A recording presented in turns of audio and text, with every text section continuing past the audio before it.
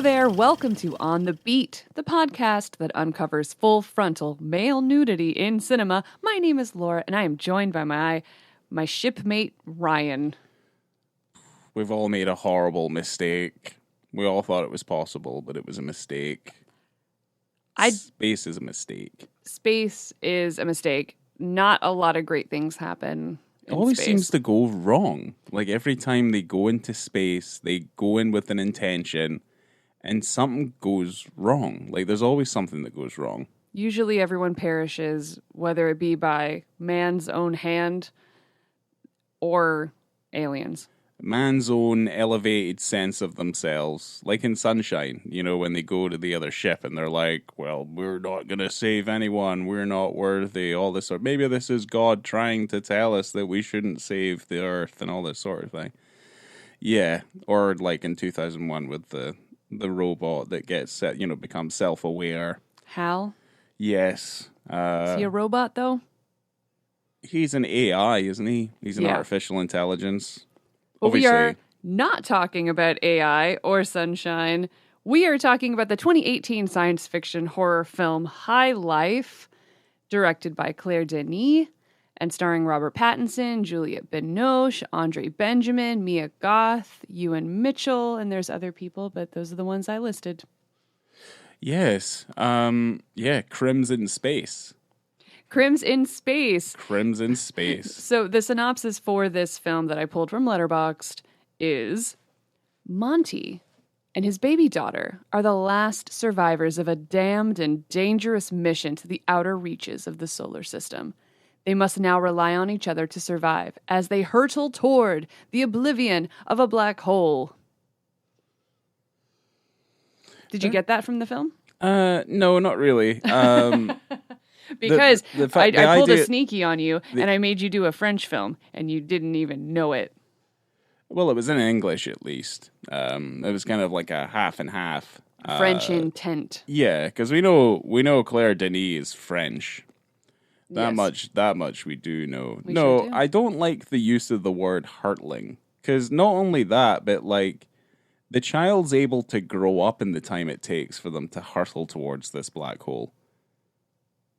Yeah. Yeah, exactly. So, Well, maybe it's obviously quite far away. Very, very far. yeah, almost to the point where it's like, this is maybe something I don't really need to worry about too much. I think they're in space for over 200 Earth years and 18 or so space years. Because space. Because space is weird. Yes. Right, okay. Because there's a black hole there. Either way. Basically, everyone on this ship are convicted criminals who traded a death sentence or prison sentence for a scientific space experiment, which is a sexual experiment, I guess, to see if they can create life in space, making babies. So the men have to give sperm samples, and then the females are the compulsory mothers. And they're all criminals. And as you can imagine, it doesn't go well. It sounded because like, it's a space movie. On paper, I would have looked at it and been like, that doesn't sound like a fantastic idea. But effectively, they needed lambs for the slaughter. They wanted to send them into space to do these tests and these experiments, while also letting them know that they're probably not going to get back home, probably. Because they're also trying to get to the black hole and see if they can do the old slingshot around the black hole. Is another one of that's their main goal, maybe? It's one of the space goals? I guess. It's not that I need this film to be, like, explained to me. I can't help you with that anyway. No. A little bit more explanation would be fine. Yeah, no, I think from what I got, like, yeah, I mean, you quickly realize that this is a mess. Well, anyway, the tagline for this film is Oblivion Awaits. Okay. Oblivion Awaits. Why is it called High Life? high, you know, you're up in space. You're up high and you're living life. And life, they're trying to make life up there. Wow. Sounds like a Beach Boys song. It also sounds like a stoner comedy, Probably which I'm is pretty a sure there's also a story. I film. think it is probably High Life, yeah. So Claire Denis had worked on this project for about 15 years. And originally, when she was writing the script, she had Philip Seymour Hoffman in her mind. So she's writing for Philip Seymour Hoffman. And he died, obviously. Right, okay. Which is very sad. But she had kind of his sensibility in mind for the character. And the next choice she had to play the main role was Vincent Gallo. Huh. Obviously, the producers were afraid of him.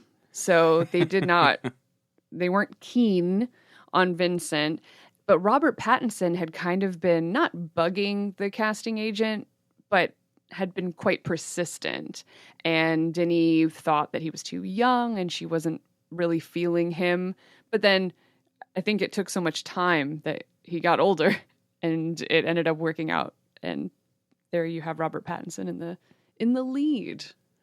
Yeah, because how many English language films do you think she's done? This is her first. Right, okay. Because I think Both Sides of the Blade and Stars at Noon, I think they're French as well, so... Yeah, I don't know if she's done another one since.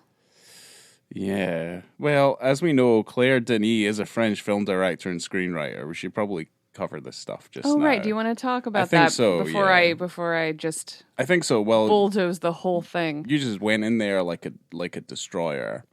Yeah. So she's lauded. She's regarded as one of the finest filmmakers of all time. Beau Travail is considered one of the greatest films of all time as well. An incredibly lauded movie that she made. She's had countless nominations and wins from Cannes, the César Awards, Venice, Torino, Spirit Awards, Berlin, a whole bunch of stuff. She's made shorts ever since 1969, and in terms of her filmography, I'm just going to go over it just now. We have Chocolat from 1988, which is, I think, different from the other Chocolat. It's absolutely different from the Johnny Depp vehicle. The chocolate movie. The chocolate. The chocolate movie. No Fear, No Die from 1990. I Can't Sleep from 94. US Go Home, which is kind of part of like a collection of other films from 1994 as well. Nanette and Bonnie from 96. Beau Travail, which I just mentioned, 99. Trouble Every Day, 2001. Friday Night, 2002. The Intruder from 2004. Ooh. 35 Shots of Rum from 2008. White Material, 2009. Bastards from 2013. Nice. Let the Sunshine In, ironically, 2017. High Life is what we're covering today, which is 2018. And the other two films that I mentioned from 2022 are Stars at Noon and Both Sides of the Blade. And I will mention as well, she's been in relatively good company over the course of her career, and I like to see that she was a first AD for Wim Wenders for Wings of Desire, and she was an AD on Paris, Texas. I love that. I love that for her. I mean, they're all good filmmakers. They're all good filmmakers, and I hope good friends. Yes. Friendship. Friendship is all you need. And you know, the one thing you don't have in this film. What's that? Friendship. You don't really have a lot of friendship, no. You're starting with a lot of criminals. Well, the thing is, you start off with a baby. You start off with a baby. And that, to me, is two nightmares that come together, is that you are stuck with a baby. Especially how that baby was, how that baby came to be was just rape. Tons of it. There's a lot of fluids flying around this spaceship, that's for sure. Kind of. I've never seen so much breast milk. Either. I don't even want to talk about that right now. I still have a trivia. I know I jumped into my trivia. You did. I think you got way too excited, and I don't know why. I'm excited, yeah. Patricia Arquette and Mia Goth were the first people cast in this film, but because you didn't see Patricia Arquette, you can imagine, she dropped out. She dropped out? She's out. Why did she drop out? Because of all the fluids flying around? Too wet. She said, it's absolutely too wet for me. She did not say that. I'm kidding. I'm kidding. She had a conflict, a job conflict. So Juliette Binoche came in and Andre Benjamin. Yeah. What a treat. Andre Benjamin. That's not Andre 3000, is it? Yeah. Oh, right. Because that's the thing. On Letterboxd, he is also just referred to as Andre 3000. Like, really? He's not referred to as Andre Benjamin. Pretty sure that's. Because I remember him from Revolver, and that's not a very good movie, but he was pretty decent in that. I could have used more of him in this film. Yeah, he's actually very good. But the thing is like the performances, like every single one of them feels relatively quite understated. You know, this is unless they're writing mechanical dildos or screaming and punching each other in the face. The aptly named fuck boxes. I don't know if I was a massive fan of those things because they were also incredibly wet and had fluids like falling out of them and stuff like that. Yeah, there's stuff in this film that I like. It kind of follows in the pantheon of other art house space movies. And you're kind of like, yeah, there's certain questions I have about the logistics and the importance of this mission. Because I don't feel like it's that a lot of that stuff is very well explained. But yeah, it's such a wet ship. I do like the design of stuff. I do like the way that it's put together. Yeah. It feels very kind of French illustrator kind of like, you know, like Mobius. It feels like that, like from the spacesuits to the incredibly geometric kind of Cybertruck-esque spaceship designs that are all very blocky. I mean, effectively, the big spaceship is just a big rectangle. Yes. That's all it is. And then obviously the other little craft are just like they look like the pods from the Running Man that you get shot out of into the game when that starts. But there's a lot of stuff to like about the film. It's very kind of, I don't want to use the word understated, but it jumps around an awful lot. The narrative is not particularly clear. It's like it's very kind of jumpy back and forthy.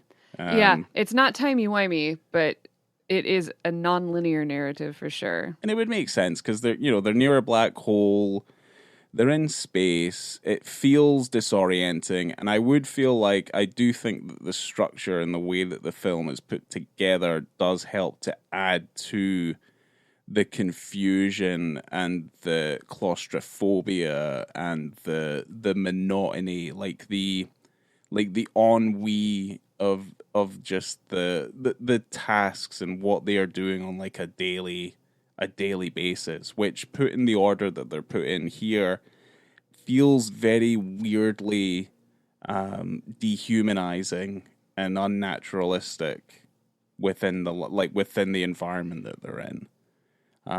So there's big positives there. I'm glad you have positives to say. I do, yeah, I do. Because I picked this movie. I mean, so you better like it.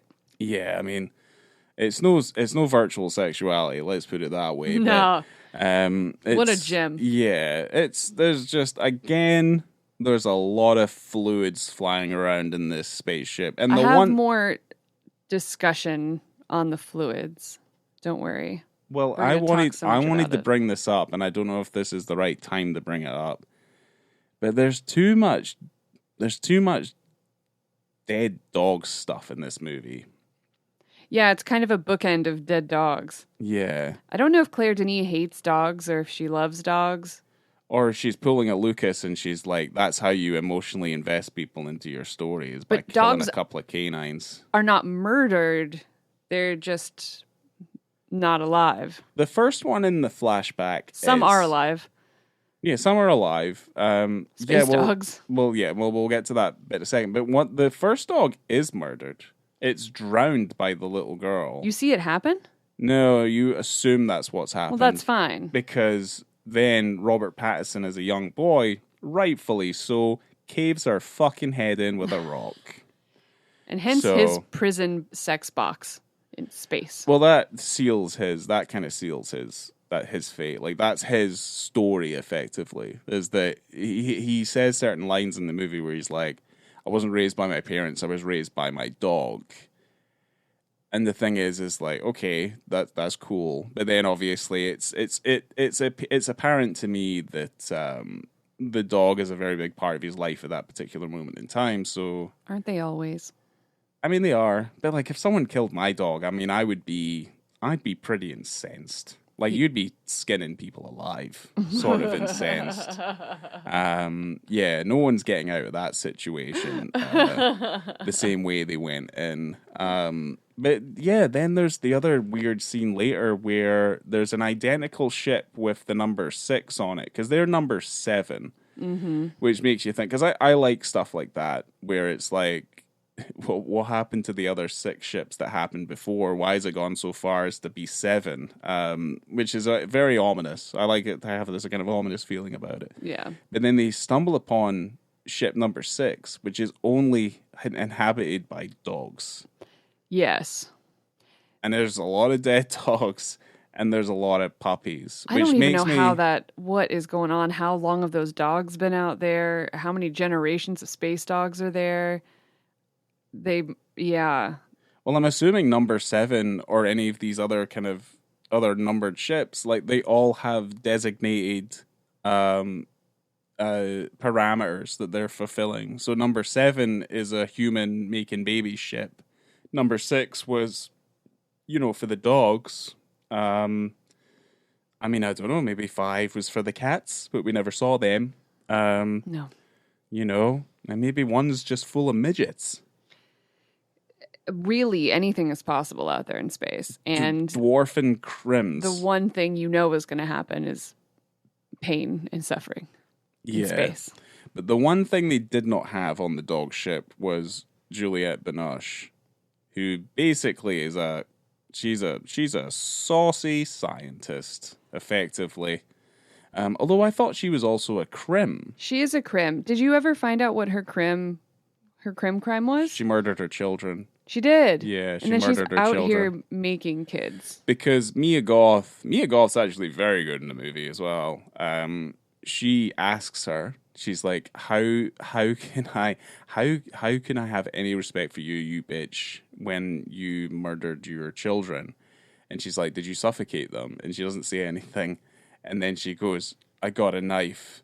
And she like, that's all I remember. Wow. It's like, yeah, it's like, so she just fucking stabbed her kids, and she murdered her children. But she obviously has some kind of scientific know-how. That's why she's basically, I think she's the primary administrator of, I guess, the crew's treats, their routine, because I mean the monotony of their time on the ship is spent effectively dispensing fluids. Apart from Robert Pattison, who abstains from any sort of sexual activity. Yes. Because then they start to call him monk. But there's a very kind of weirdly spiritual element that kind of pervades the film. And I think some of that does comes from André, who's he's very much he's a big muser. He's kind of talking a little bit more sensibly, because the rest of the men, you don't get much of a good feeling from those men. They're kind of feel like they're on a sex ship, so they're going to be committing some level of sex act at sex some acts point, and sex crimes in space. Yeah, and they're pretty. It's kind of, to me, like it's like a pot that's just about to boil over, because the tension that you feel there, it's from the off. Because again, it's not so much timey-wimey, but like the story is told out of order.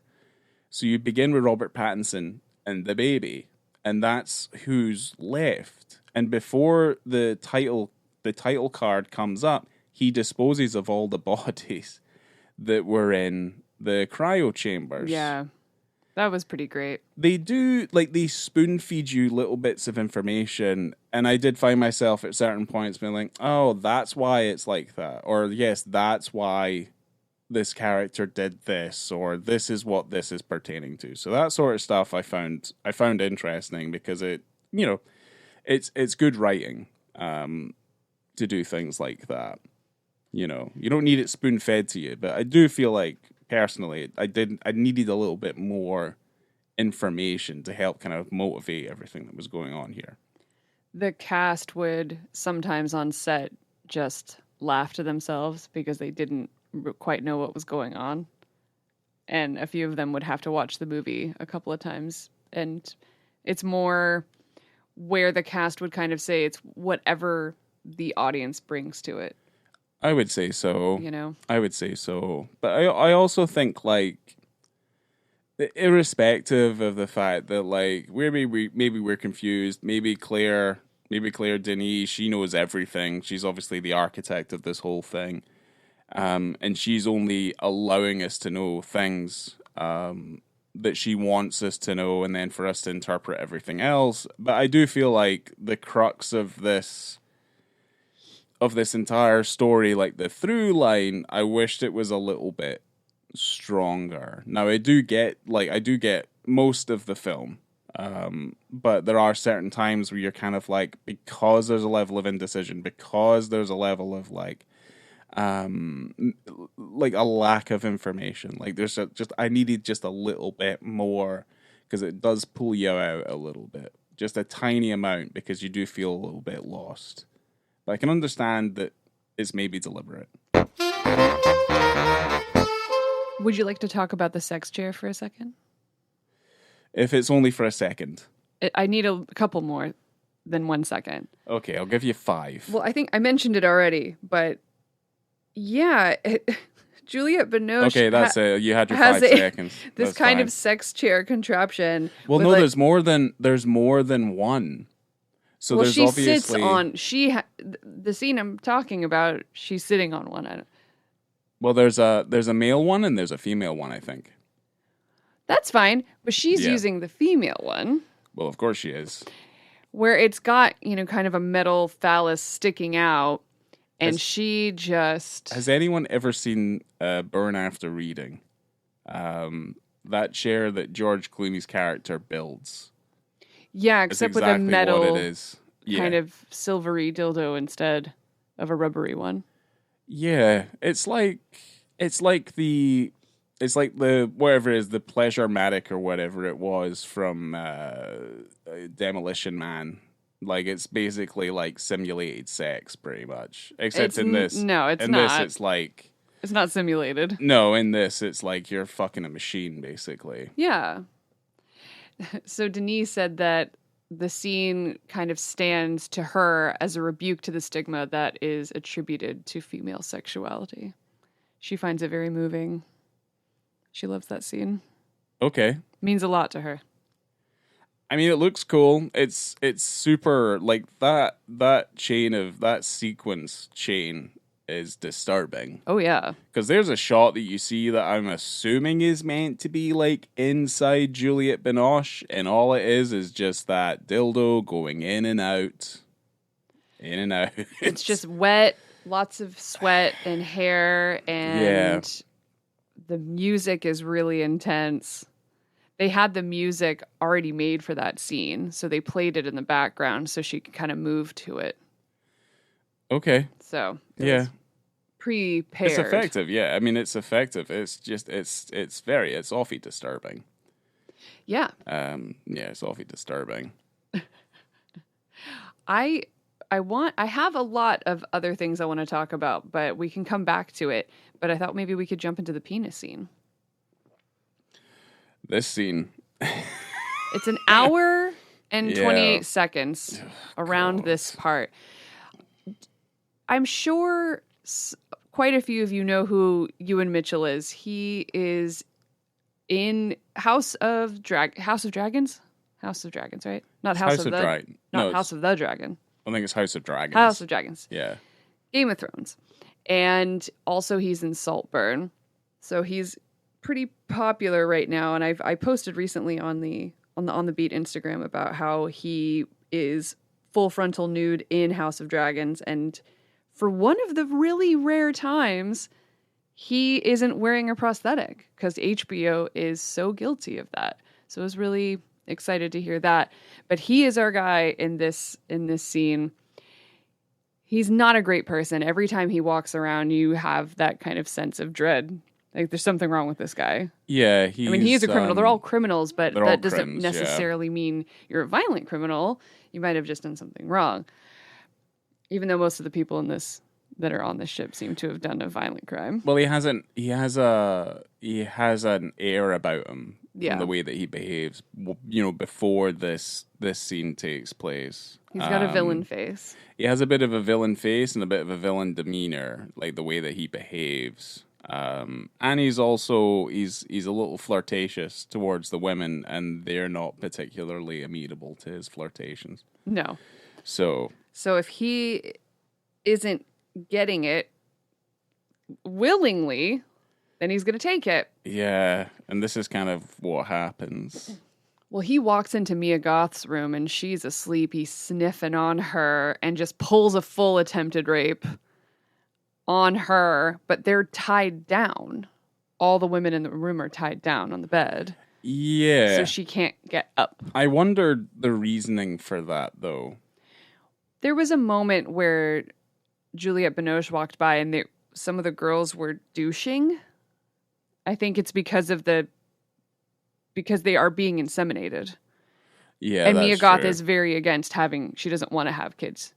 She doesn't want to have any children. Yeah, that makes sense. So yeah, she's tying her down so that they have a higher chance of getting pregnant. Yep. Okay. But it does not work in the favor, this moment being tied down. No, because and they're you're sharing gonna rooms and stuff. Yeah, so. because the men are walking around, and this guy's doing villain stuff. But in the women's attempt to stop him and thwart him, even though they're tied down, he just starts punching people in the face. It gets super violent. It goes to 11 in this moment where he's just punching women in the face. Another girl walks in to try and stop him. He just absolutely beats the crap out of her. Yeah. And then Pattison storms in, pulls him off of Mia Goth, and destroys his face. Pretty much beats the fuck out of him. Yeah. And he does, he gets the shit kicked out of him, quite rightly so. But then the girl that he originally punched in the face takes a knife or a piece of mirror or something and then stabs him in the face. Stabs him in the eye. Yeah, stabs him right in the face, and that's probably the end of him. He's naked, by the way. He's completely naked like this entire time. He's ready to do the rape. Yeah, he's so ready. He's going to do it. Which is ironically, this isn't the first rape in the movie either. There's another one. But with this... What's the other one? Is it the Binoche one? Binoche. It comes after. Yeah, it comes after. It does come after. Yes. Yeah. Yes. Sorry. But yes, with this scene in particular, it's very fast. It's very frenetic. There's a lot of stuff going on. So the editing as well for the majority of the film, I think it cuts around maybe a little bit too much. But it does cut about a fair bit. So with this scene in particular, because of how frenetic it is, you're getting glimpses, you're getting flashes of this, flashes of that. You see a lot of balls. Oh yeah. But in terms of everything else, it's all mostly in flashes. Now you do see some stuff, but the thing is, it's not held for particularly long. A blink and you miss it type of thing. But if you're the type of person that listens to this podcast, then you're probably in that situation going, "Oh wait, there might be a naked man here." Yeah, this is something that we can cover on the episode because we've done far worse than this. But yeah, that as scenes go, that's quite that's something. When I saw it years ago, it stuck out to me. I always remembered that particular scene because the rest of the film is not as. There's a lot of other chaotic moments, there's a lot of wild stuff, but that scene in particular really stuck with me. I remembered that very clearly from the rest of the film. It's memorable when a lot of the film isn't as memorable as that there. A lot of the movie is quite amount. Chill, not a lot of dialogue, and just people doing things. Robert Pattinson. I think this film is walking as around. far from chill as a film can get, though. Like, I think It's not crazy throughout the whole film, though. The whole film isn't wild. I there's mean, someone explodes. I want to talk about that later. That's true. But yeah, no, I think there's a general air of like animosity and tension that like Yes. pervades the entire thing. So for it to feel chill, it feels chill when it's just Pattison and the baby. I guess it starts out that way. It starts out with not a lot of drama, except that he loses that one tool, which is pretty bad because of a baby screaming. I do like how space works in this particular regard. Because for whatever reason, in this spaceship, there's gravity for some Correct. reason or another. It's not like he drops the tool and it's just floating there in front of his face. He drops that tool and it falls down into an abyss and there's nothing else there. Same with when he disposes of the bodies. Yeah. They end up in space, but they're just dropping out a door to nowhere, basically. Like the air hatch. It's just a door to nothing, basically. I'm going to go back because I wrote this quote down that Claire Denis said about the film, which is, it's interesting. So she says that, and I quote, "The film is about sexuality, not sex. Sensuality, not pornography. Sexuality is about fluids." I'm getting back to the fluids. Okay, As good. soon as sexuality stirs within us, we all know it's about fluids, blood, sperm, etc. I thought if I wanted that fluid subtext to work, we had to reduce the sex act to masturbation. I forbade myself any naked scenes.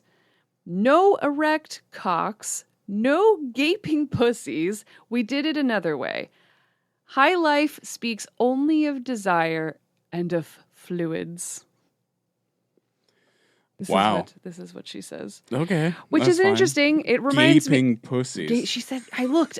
Trust me. I Erect searched and cocks. searched. I'm like, are you sure that Gaping she said pussies. I'm that? Yeah, surprised. but she says, yeah. I forbade myself any naked scenes. Yeah, you forbade yourself. But no, you didn't. Because there are naked scenes. There's more than one.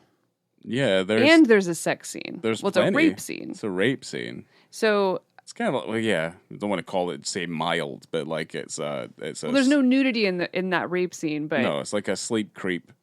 it's still rape. But Yeah, it's still sleep creeping. No consent given. No, Which, yeah, I mean, this is the part where I was going to and the bring it fact up. is, he was in a state of sleep that entire time, which I don't believe. He's been drugged. They've all been drugged.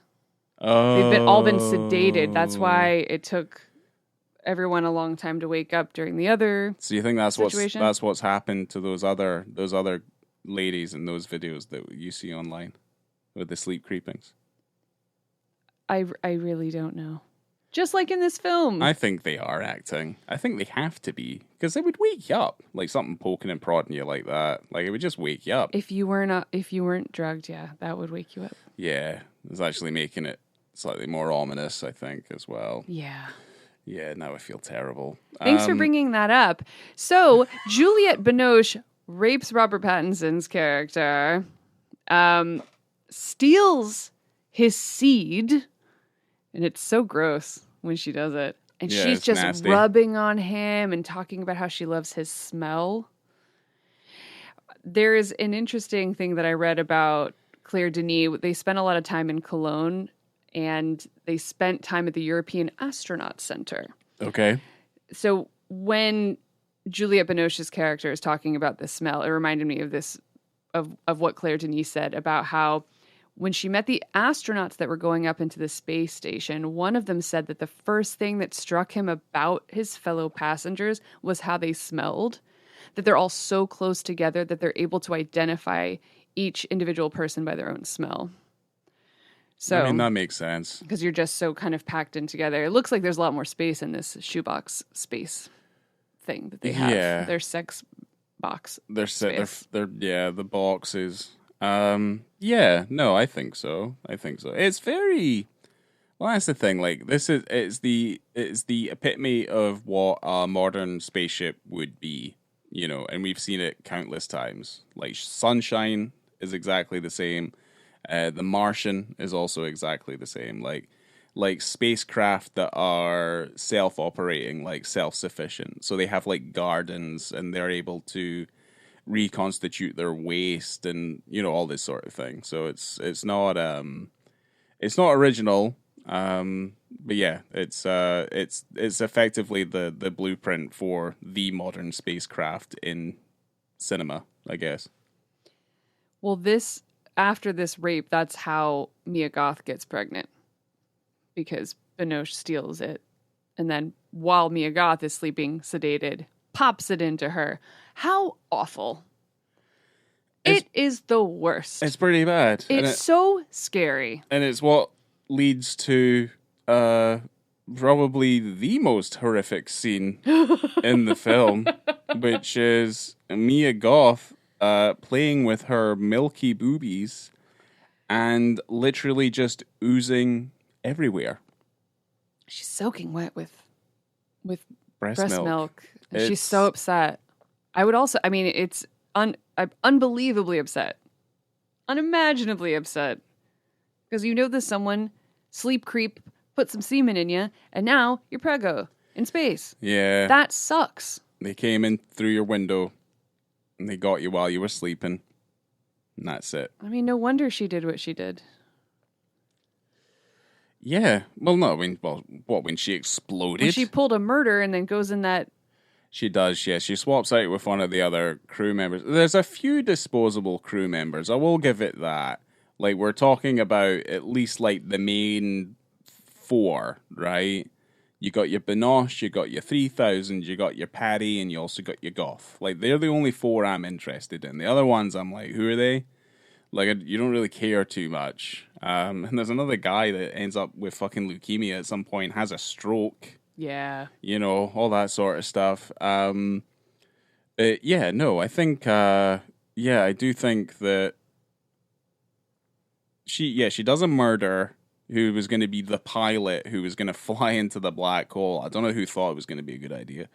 That's the experiment, though. They fly into the black hole, and then she just kind of ruptures from the inside out.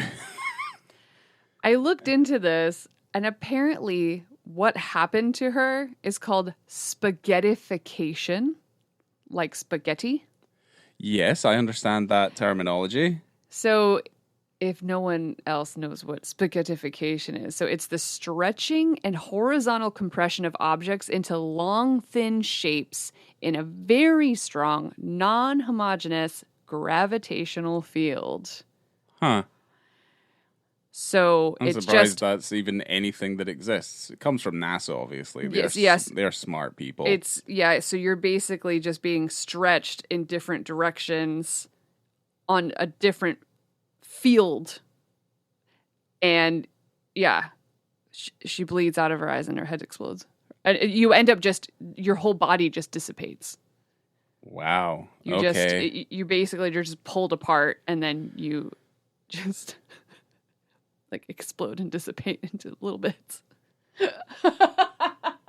Wow, that's fucking horrific. It's really, really awful. Yeah. Yeah, because I don't know, like if you liken that stuff to like decompression and things. Like if you go too far down and the pressure mounts too high, and then it just crushes you. That's fucking. It's really bad. Fucking horrible. Yeah. It's not as horrible as the milky boobies scene. No, that's the worst part for you. That is the worst part, and it's not because of the breast milk. It's because of how she feels. Because she's really upset and sad. Of course, she's really upset. I'd be fucking upset and sad, and like, I couldn't stop my boobs from oozing. No, there's special bras that pregnant women wear. Well, she wasn't wearing it. They didn't have them in space. Either way, come on. That's not nice. No. Give it a paper towel or something. You know what I mean? Like, just help her out. Well, they tried to help and then she punched them, so. I mean, I would as well. She's very violent. Oh, yeah, she's a criminal. You know, let's not forget, these were fucking criminals. They probably deserved everything they got. Stop.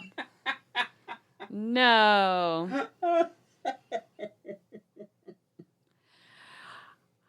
I don't know. After Mia Goth explodes, I didn't write a single other thing down. So I did write down that the child was praying to Flower of Scotland. you liked that, huh? I like that. It's because for obvious reasons. Yeah, we don't need to explain it. Before we wrap it up, I have other notes that we kind of. Gosh, you know what? We're really doing it like the movie. We're a little timey-wimey. We're a little jumping over here, jumping over there. Well, we don't need We're to tell trying to keep everybody No, we're trying to keep to the theme. I like it. Yeah. We did it on purpose. So. Oh, that's right. We did.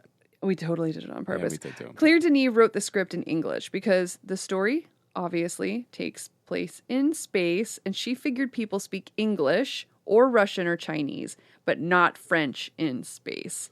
Hence, no one speaks French in space. Hence her first English language film. Well, when she was at the European Astronaut Center, she met a Scots astronaut who spoke English but spoke American English, because I guess that's kind of the space standard.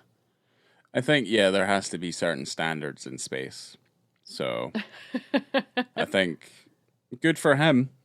Good for him to, you know, keep that accent just under the belt, you know, like make sure that they think that he's American when he's not, when he's just like Scotland the Brave. Yeah. Okay. He knows what he's doing. The baby in the beginning of the film is played by Scarlett Lindsay, who happens to be Robert Pattinson's goddaughter. Okay. Yeah, because the relationship between him and the child is very convincing all the way throughout. The baby is the best. The baby is the best. Which is crazy. Those scenes are very good with the baby. Apparently one of his best friends, he had a baby, and he remembered he was having a lot of trouble kind of connecting with the other babies. The other babies weren't working for him. And he goes, my friend has a baby. Let me check out this baby. Because he remembers when the baby was born, you know, everyone's passing the baby around. Everyone's touching the baby, and the baby didn't care. Very chill kid, super open to everybody, and ended up working out. Yeah. So. Yeah, I think that's what you need. You need a personable baby. You don't see a lot of like child, like baby personalities in films that much anymore. You know, you had your three men and a baby. Like, there's that, obviously. You need a baby in that movie. Absolutely. Otherwise, there's 5-star film. Yeah, it's weird. It's just three men speaking to something that's not there. And then obviously Ghostbusters 2. That was a very personable baby. Very personal. And that was twins as well. It's played by twins. Mary-Kate and Ashley Olsen. Also twin babies with personalities. Not in film. Well, I don't care about that. They're the only two that I know. Those two movies. Baby movies. The baby from American Sniper. That's a joke comment. Oh, okay. Because that was not a real baby. Okay. What was that? That was a fake baby. I don't know what that means, though. There's a fake baby? You don't know about the American Sniper fake baby? I've seen that movie, but the fake baby? Yeah. No. I'll show you later. Right, okay. It's really weird. I only saw the movie once and I hated it. I remember that that movie's awful, but I remember seeing that baby and I go, ooh, just cover it up. It's just a doll. Oh, right. Oh, is that bad? Right, okay. Right. Okay, I see. Yorick Lasso shot the film and also happened to be the cinematographer on A Bigger Splash. I like to find connections. Okay. I like to find connections and good job. People that work in penis films. Yeah, well, there's plenty of connections, I feel. Great, thank you for that. Did you have any other connections? No, you didn't. I did. I have the connections, and I did the research. I win. It's not a game. I mean, you picked this movie, so you better have those connections. You better have this. You better have this served up. Geez Louise, the only other thing I wrote down is that Robert Pattinson sings the song, appropriately called Willow, because that is the name of the child in the film, that plays during the end credits. Yeah, there you go. He sings that song. Yeah, would never have known unless you told me. So that's what I'm here for. That's what you're here for. Doing the work. Let's wrap it up. I'm going to go first just because I felt like it and I jumped in. Yeah, plus I also want you to be my barometer because I'm not 100% sure what I'm going to do with this one. Interesting. Yeah. For visibility and context of the penis scene, I gave this a 1. It's there and it's appropriately there. It's dark because the lights are off and it's like you said, Ryan, it cuts and cuts and cuts and cuts because it's a really hectic, frantic, wild scene. People are getting punched. There's blood everywhere. People are tied up, and it's total chaos. Yeah, it doesn't. The frequent cutting makes sense just because it does help bring that tension higher and higher and higher because it is really a wild moment in the film, but. Yeah. There are a lot of moments where there could have been more, but the fact that Claire Denis goes, I didn't do any nude scenes in this film, and there are some.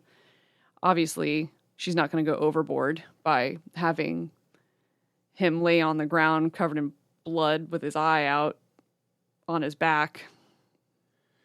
Yeah. So, well, I mean, I get it. Yeah, I would agree with your rating. I would also give it a 1. I agree with it for all of those other things. But then I'm kind of just like, you're like, maybe there should have been more. And I'm like, you know what? When it comes down to these moments of rape in films and stuff, I'm glad we're not seeing too much, to be fair. I think you see enough. You're probably right, considering the context of this moment and of the film. As scenes go, though, like, this one's not as gratuitous as others. I feel like we're maybe a little bit desensitized with some of the things that we watch in general. Maybe I'm wanting more just because I always want to see more. But yeah, but you're right. Maybe I need to rethink. I need to rethink this. Like, what would a layman think if they saw this? It'd be like, oh my God, I don't want to see, like what Denis said, you know, she didn't want erect cocks, she didn't want gaping holes, you know, she just wanted to, you know, keep it on a level, you know, of decency, because that's obviously what I mean, the fact that a woman of her age, of her career standard, is saying things like that in an interview for anything, I think is fan-fucking-tastic. That's true. So maybe if you were to separate these two, visibility 1, context like 4, you know? I'm still gonna give it, because we pair them together, we don't kind of separate them too much. I still think it ends up being a 1, because I don't want to see a dick going into the vagina. No, of course not. But like when raping. he's pulled off of her and he's getting the crap beat out of him, yeah, I could stand for a little bit of full frontal nudity when you're getting the shit beat out of you and you're a rapist. Yeah. And get kicked in the junk. I guess, like... That doesn't happen, but... I think the fact that, like, you have a moment like that and then it's kind of pervaded by a lot of gratuitous, like, full frontal male nudity and stuff like that. I don't know how that kind of feels as that continues on. Yeah, I think maybe the moment could be more fucked up. Like, that's fine, but... From another standpoint, like, I understand that we don't need to go that far with it. So, well, in terms of a balance, there is a tilted shift towards female nudity. There's quite a bit more female nudity in this film. Yeah, but it's there's no male gaze or anything on this. I mean, that scene with me at Goth, like, I don't ever want to see that again. Like, that's... Yeah, both of those scenes with the one with Juliette Binoche riding the tiger and then the Mia Goth milk scene. Oh, because they're it's not sexy. You're not watching it like, oh, look at her go. Like, it's not that. Like, it's kind of... The way her hair went in that sad scene with Juliette Binoche, it is sad. And the way her hair is kind of sweatily draped on her back. Well, it's very looks long. Like her hair's very long. I mean, this movie is a horror movie, but that's classic horror movie. It's like The Ring. It's very creepy. You know, when it's like all on her back. Anyway. Yeah, when that bitch is coming out of the TV. Exactly. Yeah, it's crazy. Those nails that come off. Okay. Yes. So the film itself, I gave a 3.5. Letterboxd, I wasn't able to look ahead of time to see what I rated it the first time. You gave it 3.5. I did. Yeah. Oh, well, then I feel the same way. way. Because I was at least able to see that. Their servers must be down at the time of this recording. No, you gave it 3.5, and it looks like you're giving it 3.5. I'm sticking true to my OG opinion that I like this movie, and it's not very long. It is an hour and 50 minutes about, and I like that. It's fine. Yeah, the film's not boring. I would say it's slow in parts, and I do feel like there's a thirst I have for information. Certainly when I feel like the general concept of it's quite strong, I just wanted more from it. But I did give it a 3. It's slightly better than average. I just wanted a little bit more, but I feel like it's like as a piece, like it's doing what it wants to do. But yeah, I feel like I just wanted a little bit. I wanted a little bit more. I did not feel the time, you know. I love an hour and a half, 96 minutes, beautiful. This runs over that. But I didn't feel that at all. I mean, it whipped by. It doesn't feel long, but I think it's because it's interesting. I don't know how it would fare from a second viewing, but yeah. Hey, I stayed true. You did, but you'd seen it a wee while ago. I hadn't really seen it before. No. And I like a kind of art house space movie, you know. Absolutely. It's like one of my favorite things. But yeah, I think I wanted something more from it, and I think there's a lot of interesting stuff in there. It's just, I just wanted a little bit more explanation. But it's not a bad movie at all, so. No, it's good. Yeah. It's great. Well, gee whiz, do you have anything else you want to add before we jet back off into space? No, I think we need to we can't go back into space. Before we land the ship? Well, missions like this always seem like a bad idea. I don't know why they continue to do it. Like, they need to just stay on the ground. Don't go to space. Don't explore. No, just stay home. Just stay at home. Yeah. Stay home, watch movies. Who needs to see what's out there? Exactly. I don't need to see anything. Well, thank you all for listening to our episode on High Life. Remember, if you are online and you feel like rating the podcast, rate it high. Why would you rate it low if you're still listening? That'd be super weird. Yeah, 5 stars only. Yeah, that's right. If you can give 10, do that, because it helps us and we appreciate it. And you can find us on all the social media, which is On The Beat, BITTE.